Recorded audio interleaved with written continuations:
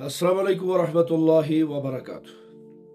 जैसा कि आप तमाम हजरात जानते हैं कि ग़ज़वा हिंद के फतवे को लेकर मुल्क के अंदर कई दिनों बल्कि कई हफ्तों से हाहाकार मची हुई है। वहीं पर फिर से नरसिंहानंद सरस्वती ने अपने तमाम चेलों और टीम को लेकर 6 मार्च को दारुल उलूम देवबंद जाने का फैसला भी कर दिया और उसके साथ साथ ऐलान भी कर डाला। साथ ही साथ ये भी कहा कि हम अपने हथियारों को बाहर रखेंगे और अंदर हम इसी तरह चले जाएंगे और वहां के जो मौलाना है जो भी वहां पर हमें मिलेंगे उनसे हम ग़ज़वा हिंद के फतवे के बारे में बात करें। साथ ही साथ सीएम योगी से फिर मुतालबा कर डाला कि इस ग़ज़वे के मुतालिक कोई संगीन कार्रवाई की जाए, कोई बड़ा सा बड़ा कदम उठाया जाए। नरसिंहानंद सरस्वती और इसके साथी ये साधु संत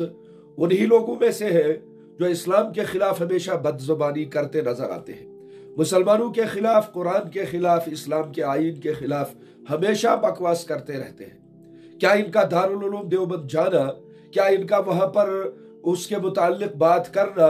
ये मुकम्मल हो जाएगा इनका ये कदम या नहीं होगा, वो 6 मार्च को पता चलेगा।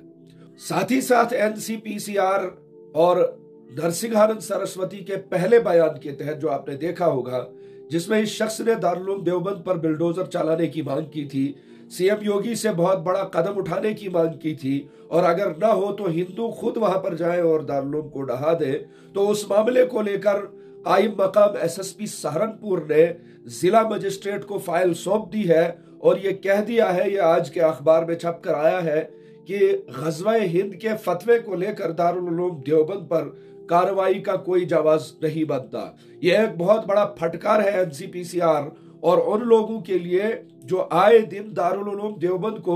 निशाना बनाने की कोशिश करते हैं, दारुल उलूम देवबंद पर अपनी बदजुबानियां करने की कोशिशें करते हैं और बेजा मुतालबे करते रहते हैं कि दारुल उलूम देवबंद जो है वो ग़ज़वा हिंद की तैयारी कर रहा है या दहशत गर्दी को बढ़ावा दे रहा है, जो बिल्कुल बेबुनियाद इल्जामात भी है और बेबुनियाद ये बकवासात भी है इन लोगों की। तो अल्लाह तबारक व तआला दारुल उलूम देवबंद की हिफाजत फरमाए।